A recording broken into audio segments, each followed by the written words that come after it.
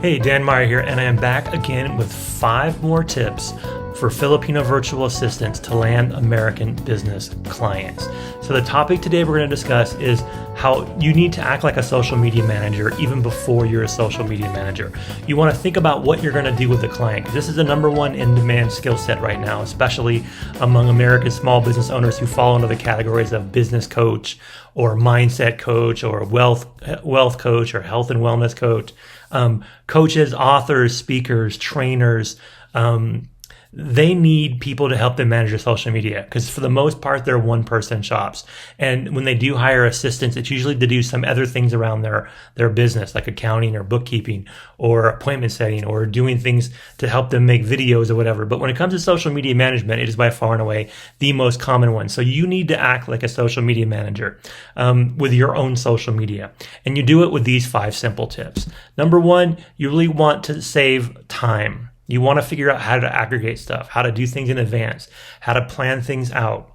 So if you have a content calendar for yourself, if you know what you're going to post on IG a week in advance, if you have a YouTube or a TikTok channel and you're planning your videos out so you know when you film them, it'll take this much time to edit them and polish them and put them up there, then you're planning ahead. You're acting like someone who knows how to manage time when it comes to social media. If you do that for yourself, it will make you attractive to clients. They'll say, hey, I want you to do for me what you're doing for yourself. That's a rare thing. Very rarely does a VA have their social media polished to the point that it makes people want to hire them. Most social media done by most virtual assistants is really not done very professional. It's not with the eye towards impressing a client. You do it because you do it for your own free time, because you want to do it, because you like it.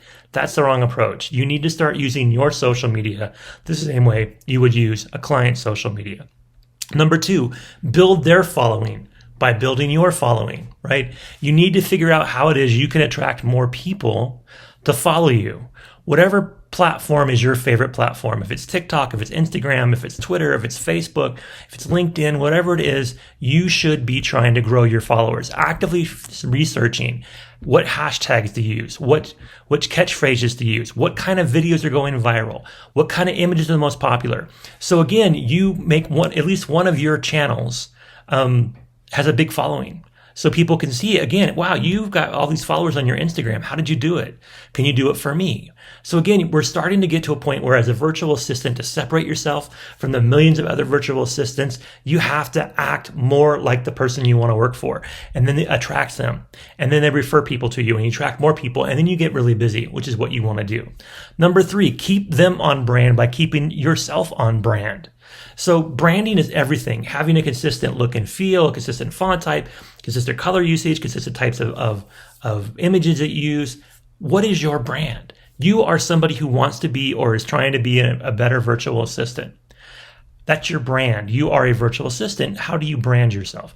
At least some of your channels, especially if you have like a Facebook business page or an IG business page where you're definitely trying to focus in on your business, think about your branding. How do you make it consistent? I've dropped previous videos about branding, so look back on those if you need more feedback or ideas on how to build your own brand. But if you have a good brand, people are going to want to hire you because then again, you can do for them what you've done for yourself. It's really important for a virtual assistant to think this way because no one else is doing it. You will be one of the few and you will be very successful. Number 4, check insights, right? Every social media app has built-in data analytics tools. Most of them are called insights or stats, depending on what you're on. If you're on Facebook, it's insights. If you're on Instagram, it's insights. If you're on YouTube, it's YouTube analytics. If you're on Google, it's Google analytics, right? Different things have different names. But bottom line is they all tell you who's viewing your stuff, who's liking, sharing, commenting on your stuff. And I mean who by demographically, who are they? Geographically, who are they? What time of the day are they engaging? When is your optimal time to engage your fans, your followers? When do most of them are online looking at social media? Check your insights, get used to your own insights, and then you can do it for your clients. Again, often overlooked. Most people that think about how to be a VA for a client want to do social media and they just want to make images and make cool videos and put it out there. They're not thinking strategically. So if you do this, you separate yourself. And clients don't have the time for doing this. So if you can do it for a client, you're going to add so much value. They're going to want to hire you more, want to refer you to other people, want to do more things for you. So check insights. Number 5, make sure your content is relevant. Don't fall into a pattern where you keep using the same templates. You should refresh your templates every couple months. You should look and see, should you change your color palette slightly? Should you change your logo slightly as things evolve? Right now, everyone's doing things in colors that I don't necessarily find to be all that awesome. I see a lot of soft colors and not quite pastels, but not, bold either. And I always think bold is better, but everyone's doing this, so I should think about why they're doing it. Also, shorter videos. I used to record 15-minute videos. Now my videos are like less than 10 minutes because shorter is better, right? Follow the trends. Make sure you're staying up to date. So when you post things, again, you show that you can do it for somebody else. So if you are serious about being a social media manager, if you market yourself and brand yourself as a virtual assistant who can help a client, especially an American small business client, manage your social media, you better have yours managed first.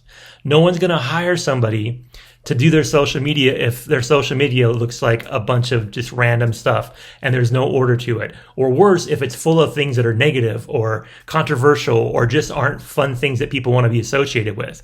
If you're serious about being a social media manager or being any kind of general VA, get your house in order first. That's my 5 tips for you. If you do these things for yourself, you're going to be able to do them for your clients, and they're going to want to hire you to do that. So I hope this helped. Please subscribe to the channel below. Feel free to drop a comment. Check out our other videos in the series. So I'm all about trying to connect people that need work, primarily virtual assistants in the Philippines, with people who have too much work to do, primarily American small business owners. So that's my talk for today. Hope it helped. Now go out there and be awesome.